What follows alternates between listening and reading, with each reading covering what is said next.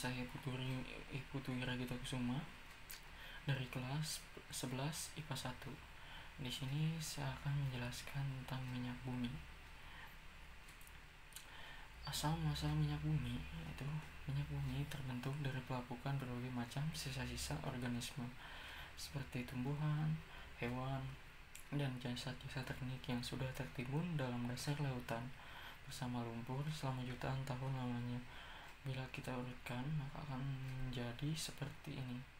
Yang pertama, jasad ternik yang terkubur bersama lumpur. Yang kedua, diproses jutaan tahun. Yang ketiga, mengendap di dasar laut. Yang keempat, menghasilkan bintik minyak dan gas. Yang kelima, terakumulasi di batuan kedap.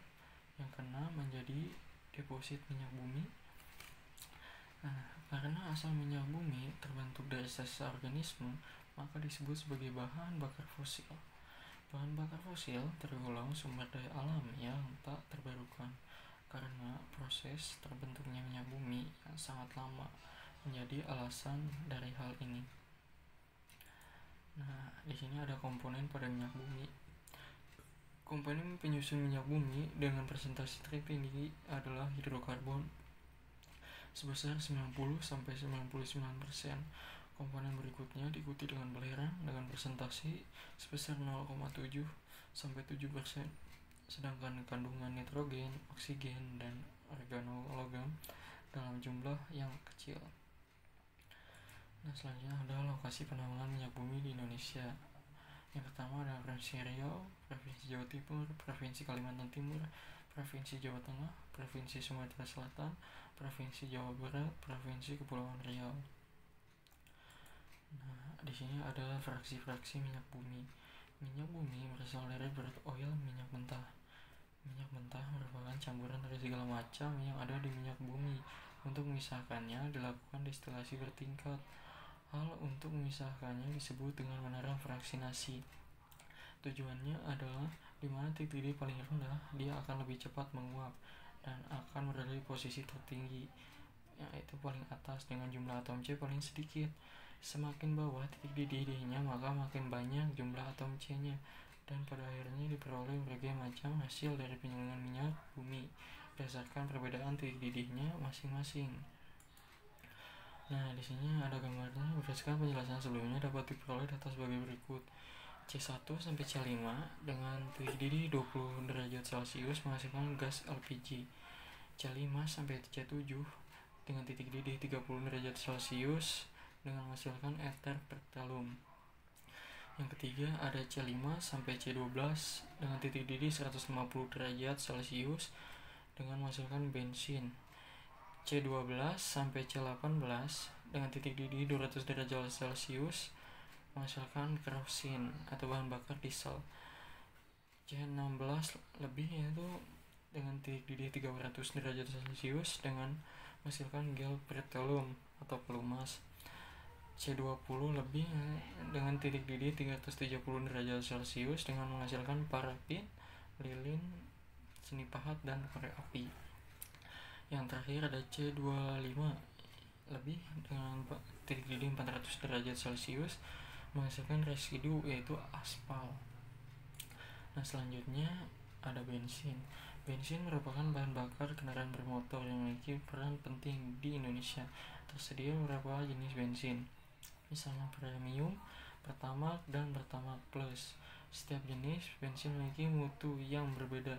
Mutu bensin ditentukan oleh efektivitas pembakarannya di dalam mesin. Mutu bensin mempengaruhi ketepatan waktu pembakaran sehingga tidak menimbun ketukan atau knocking yang mengganggu gerakan piston pada mesin. Ketukan dapat dipengaruhi efisien bahan bakar, penyebab mesin menggelitik, dan bahan bakar merusak mesin. Selanjutnya ada bilangan oktan pada bensin. Bilangan oktan adalah bilangan angka yang menunjukkan berapa besar tekanan yang bisa diberikan sebelum bensin terbakar secara spontan. Yang pertama ada premium memiliki nilai oktan 88, petrolite memiliki nilai oktan 90, pertamax memiliki nilai oktan 92, yang keempat adalah pertamax plus memiliki nilai oktan 95. Nah, selanjutnya ada cara menaikkan bilangan oktan pada bensin. Mutu bensin biasanya dinyatakan dengan bilangan oktan atau octane number. Nilai bilangan oktan 0 ditetapkan untuk N-heptana yang mudah terbakar dengan menghasilkan ketukan paling banyak, sedangkan nilai 100 untuk isoktana yang tidak mudah terbakar dan menghasilkan ketukan paling sedikit. Sebagai contoh, suatu campuran yang terdiri dari 25% N-heptana dan 75% isoktana akan mempunyai bilangan oktan 25/100 dikali 0 ditambah 75/100 kali 100 sama dengan 75. Jadi bertamak dengan bilangan oktan 92 akan memiliki mutu bensin yang setara dengan campuran 92% isoktana dan 8% N-heptana. Fraksi bensin dari hasil penyulingan umumnya mempunyai bilangan oktan kurang dari 30 dengan tergolong relatif rendah. Oleh karena itu, ada beberapa hal yang dapat dilakukan untuk menaikkan bilangan oktan. Yang pertama adalah mengubah hidrokarbon rantai lurus dengan fraksi menjadi hidrokarbon rantai cabang menjadi proses reforming. Yang kedua, menambahkan hidrokarbon asiklik ataupun aromatik ke dalam campuran akhir fraksi bensin. Atau tiga, menambahkan zat aditif anti ketukan ke dalam bensin sehingga memperlambat pembakaran bensin.